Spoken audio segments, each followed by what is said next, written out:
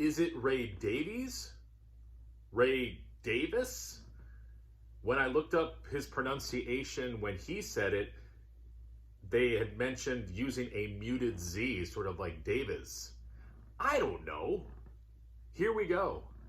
Chris Brophy, musically obsessed.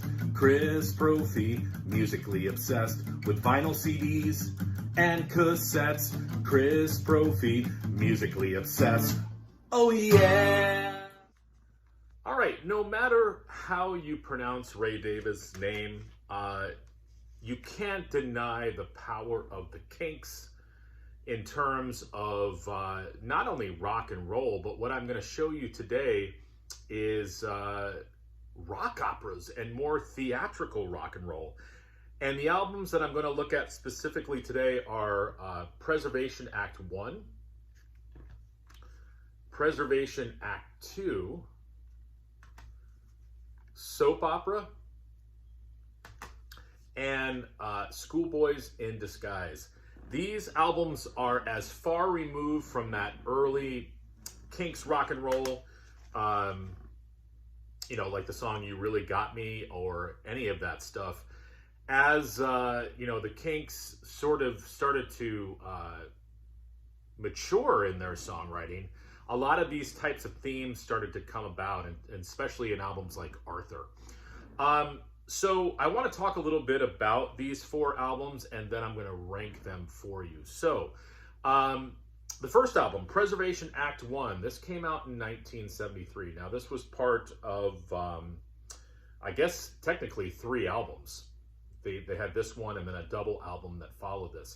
Now, the Preservation series is based off of the original classic Kinks album, the Kinks and the Village Green Preservation Society. I wanted to make sure I said that correctly. So some of the ideas that started in this album came to fruition on these 2 concept records. So as I said in the title and the intro, this was where Ray Davis was sort of starting to create these theatrical, these concept rock albums, where rock opera albums where you really, really had to listen. Sometimes the songs were kind of buried in the story, but the songs are there. You got to give these albums time. I know that for a lot of people, some of these albums can be a little difficult. For me, and maybe it's my musical theater background, I don't know, but I'm drawn to this era in the band. So Preservation Act 1, 1973, this was the Kinks' 12th studio album. Basically, the idea behind this rock opera, if you will, is you have the characters of Mr. Flash, Mr. Black, and the Tramp. Now, this is all about preserving, you know, in terms of the characters, different things, depending on the character. Mr. Flash is this sort of capitalist, gangster, politician where it's just money for money, and he kind of wants to preserve that idea. You've got the character of Mr. Black, who is sort of trying to preserve the moral code, coming at it with more of like a religious look at things. Maybe not always heeding his own words. And then you have the Tramp, who is just sort of the everyday character who's just trying to make some sense of all this. So the story is about how these 3 characters kind of interact. And I mean, there's more to the story as well, but that's sort of kind of the gist of it. And then you've got, you know, the songs on here as well. Some highlights for me: I love Daylight. I love Sweet Genevieve, Sweet Lady Genevieve. Money and Corruption. You know, there's some great stuff in here. I also love the intro song, Morning Song, which is just sort of like this kind of humming, you know, laid back kind of intro. I believe it's only, yeah, it's about 2 minutes long, but a great intro to this musical. Then Preservation Act 2 came out in 1974. Now this was a double album, and unlike the first one, this one concentrates more on the story. So I almost feel like this is more like The Wall, and there's a little bit more character development in this album. There's more spoken word. There's some announcements throughout.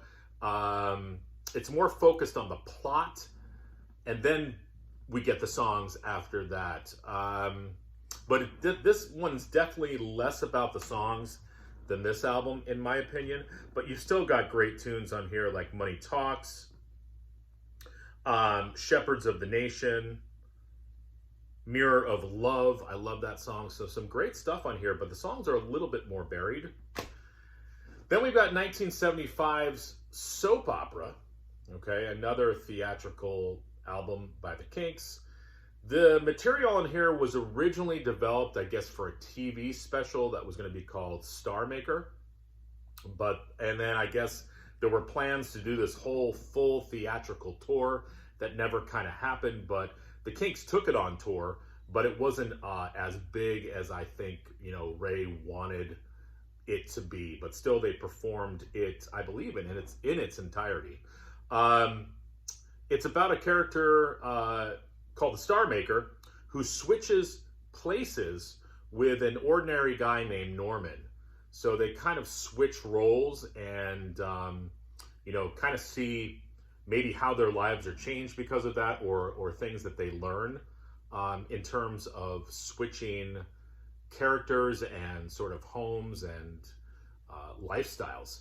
And the character of the Star Maker, he has this mindset of like he can make anybody a star. So he finds the most normal person, that being Norman. This is, out of all these, Act 2 was the one with the most like spoken word character development. This is more along the lines of Preservation 1, where you get more songs. And Ordinary People is on here. I love the song 9 to 5. It's not Dolly's 9 to 5. So good. Have Another Drink, Holiday Romance, some great songs on this album. And then lastly, again in 1975, Ray was on a creative just kick. Schoolboys in Disgrace. A lot of people don't like that cover. I like it. Colorful. Definitely, shows the concept of this record, which is basically, you've got this schoolboy who hangs out with a gang of kids, and they're getting in trouble. They get mixed up with the wrong people, end up having to go to the headmaster. The headmaster does some corporal punishment on these kids, especially the schoolboy, and the kid is humiliated and kind of realizes that, authority is always going to be there, always going to be on my back, and it's just a fact of life. So, all of this, character development basically ends up turning him into the character of Mr. Flash, who we were introduced to in Preservation Act 1. So this is almost kind of like pre-Preservation, like what turned Mr. Flash into the character that he is. This album is also more about the songs. It's got kind of like a 50s rock and roll sort of doo-wop vibe to it, where like the earlier stuff had more of like a vaudevillian sound to it. But, Jack the Idiot Dunce is great. I love Education. The First Time We Fell in Love is a great ballad. Headmaster, The Hard Way, No More Looking Back. Some really strong songs on here.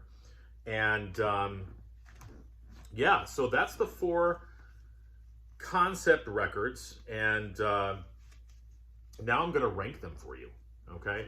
This was kind of tough because I like all of these, and, depending on the day, and especially since I'm just getting into a lot of these albums, the ranking probably would change a little bit, but as of today, here's what my ranking would be. At number 4, I'm putting Act 2. And again, I really like this album. I like a lot of the songs. I just don't feel like it flows as well as the other 3 albums. So coming in at number 4, I'm putting Preservation Act 2. Coming in at number 3, I'm going to put Soap Opera. Such a great album. Great songs on here. At number 2, I'm putting Schoolboys in Disgrace. This one's really growing on me. But I got to put Preservation Act 1 at number 1. And it's really because of a lot of those songs that I mentioned. I love Daylight. I love Sweet Lady Genevieve. Where Are They Now? I forgot about that song. Such a great song.